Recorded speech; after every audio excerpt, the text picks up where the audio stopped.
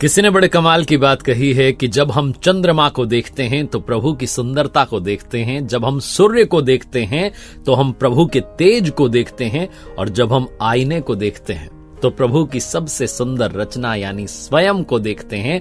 अपने ऊपर विश्वास करना शुरू कीजिए। नमस्ते, मैं हूं आरजे कार्तिक। पुराने जमाने की कहानी, एक किसान डंडे पर 2 घड़ों को लटका करके सुबह सुबह तालाब के पास जाता था, वहां से पानी भर करके लाता था अपनी झोपड़ी तक। ये उसका डेली रूटीन था। और उसके जो 2 घड़े थे बड़े पुराने हो चुके थे। उसमें से एक घड़ा जो था वो फूट चुका था, उसमें से पानी रिसने लगता था। और किसान जब तक घर पर पहुंचता था तो 2 घड़े पानी की जगह सिर्फ 1.5 घड़ा पानी पहुंचता था।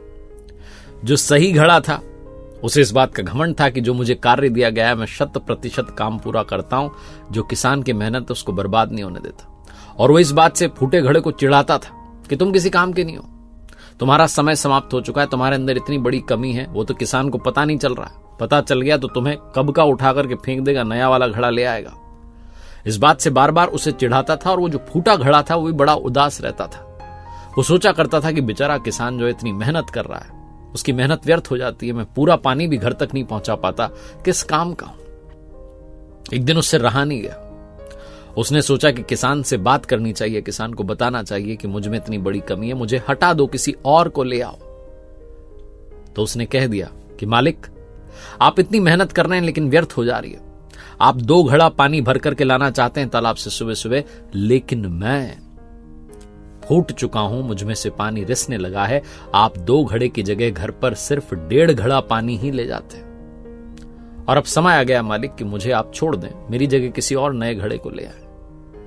आपसे दूर होकर के बुरा तो लगेगा, लेकिन समय आ गया तो आ गया। किसान ने कहा, अरे सुनो, उदास नहीं होते, मन छोटा नहीं करते। कल सुबह जब हम फिर से आएंगे तो वापसी में सुंदर सुंदर फूल दिखेंगे, उन्हें देखना। अगली सुबह वही रूटीन किसान ने फॉलो किया। जब वो गया, वही डंडे पर दोनों तरफ घड़े लटका करके तालाब में से पानी भर के लाया, तो जो फूटा घड़ा था उसने देखा कि सुंदर सुंदर फूल जो है रास्ते में थे।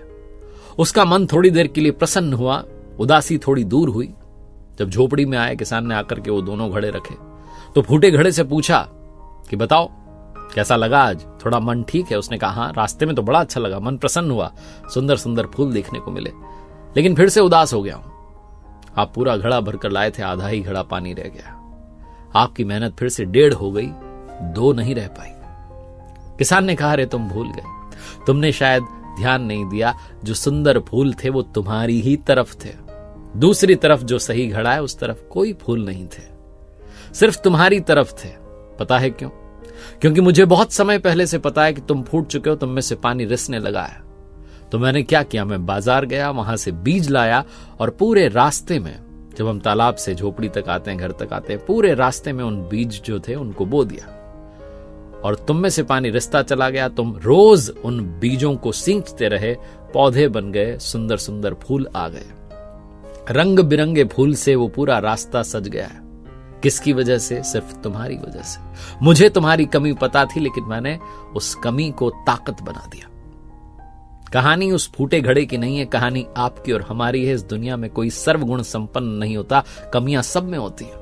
लेकिन अपनी कमियों पर काम करना शुरू कीजिए, उसे ताकत बना लीजिए। जैसे हैं खुद को स्वीकारना शुरू कीजिए। अगर कमी है भी तो उसे स्वीकार कर आगे बढ़िए और अपने जीवन को सुधारने पर ध्यान लगाइए।